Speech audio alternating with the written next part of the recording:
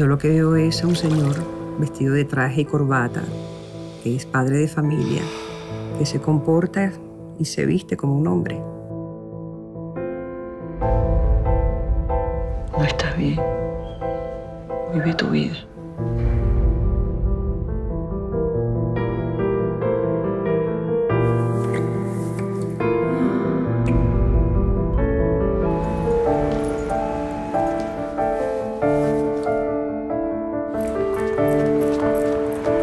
¿Me llevas?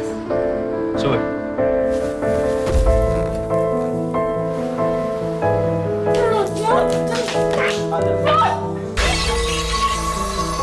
El profesor Almanza ha logrado dividir a sus alumnos y ponerlos a pelear, regodeándose egocéntricamente en eso de mostrarse como es. ¿Me va a ayudar con esto, sí o no?